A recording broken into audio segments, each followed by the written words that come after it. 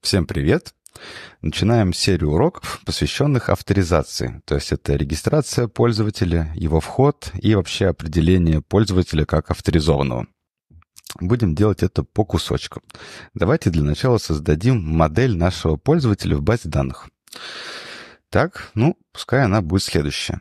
Пишем model user с полями ID, string ID, default UID, то есть тип строка, это будет ID-шником нашей записи, и дефолтное значение — это некоторый UUID. Да, это набор букв, цифр, дефисов. А потом у него будет ник у этого пользователя, и он будет уникальный для системы. Также у него будет пароль, и у него будет дата его создания. На самом деле, рекомендую вот это вот created add всегда создавать, даже если вы пока не знаете, как вы будете его использовать, потому что, он может пригодиться в будущем, а если вы его заранее не создадите, то у вас created add фиксироваться не будет, и вы эти данные просто не учтете в своей системе потом. Все. И задали created add. Хорошо. Модельку юзера создали. Так, теперь давайте создадим соответствующую миграцию. Для этого вызываем PNPMB Prisma Migrate Dev. Вызываем, называем add user model. Хорошо. Так, моделька создалась. Идем дальше. Дальше я предлагаю создать endpoint для регистрации пользователя. Пока что только на бэкэнде. Endpoint для регистрации будет работать следующим образом. Он на входе принимает задуманный пользователем никнейм и пароль и сохраняет этот никнейм и пароль для пользователя в базе данных. Вот. Пока задача такая. Давайте приступим. Для этого в бэкэнде в роутере создадим папочку для этого endpoint. Регистрацию назовем signup. Так, давайте сначала определим input. Input.ts. Input у нас будет следующим. Просто согласно нашей договоренности называем его таким образом.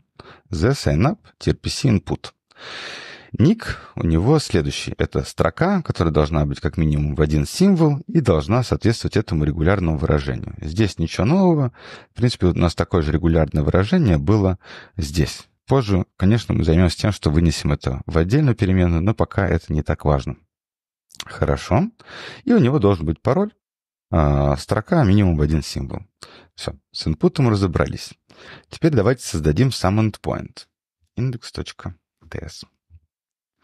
Endpoint чем-то похож на процесс создания идеи. То есть нам точно так же нужно проверить, существует ли пользователь с таким ником, и если он существует, то нужно выдать ошибку, а если его не существует, то создать KTX, Prisma, User, так же, как мы это делали для идеи, да, вот в Create Idea, если посмотреть, Prisma Idea Create, там просто User Create. И мы передаем сюда ник из инпута, а вот тут, внимание, пароль мы не будем хранить в том виде, в котором его задал пользователь. Это небезопасно. Вот как это обычно делается. Мы пароль хэшируем. Вот эта крипта — это дефолтная штука, которая есть в Node.js, и мы просим захэшировать наш пароль. То есть в итоге наш пароль — это какая-то произвольная строка. Допустим, пользователь задал пароль 1234. Он задал пароль 1234, и, попадая вот в эту конструкцию, он преобразуется в некоторый хэш. Хэш — это просто какой-то относительно безумный набор букв-цифр. Вот. Но вся фишка в том, что если 2 раза в эту функцию передать один и тот же пароль, она всегда вернет одинаковую комбинацию этих букв и цифр. И в будущем, когда наш пользователь будет пытаться войти в систему, он будет также указывать свой никнейм и пароль. Мы будем пароль преобразовывать в этот же хэш и искать по базе данных пользователя с таким никнеймом и таким хэшом. И таким образом наша система как бы не знает его пароль, но в то же время мы можем проверить, верно ли пароль ввел пользователь. Вот. Это все нужно для того, чтобы, представьте, у этого человека пароль такой же в нашем сервисе и в каком-то другом. Или какие-нибудь злоумышленники получат доступ к нашей базе данных и увидят его оригинальный пароль. И это нехорошо. Вот. Но в будущем мы еще лучше сделаем нашу систему безопасности, но пока и вот этого достаточно. И можно двигаться дальше. Мы создали этот endpoint, но у нас сейчас пока что нет фронтенда для того, чтобы этот endpoint дергать. Вот. И такая ситуация бывает складывается. В будущем я научу вас также писать тесты, и мы будем проверять endpoint, для которых еще нет фронта, через тесты.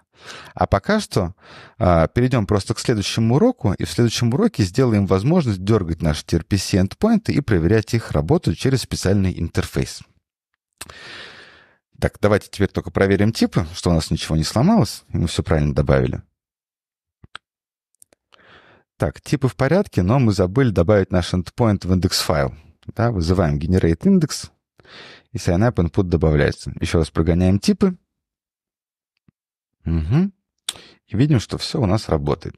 Модель пользователя добавили, endpoint для регистрации добавили, и двигаемся дальше. Спасибо.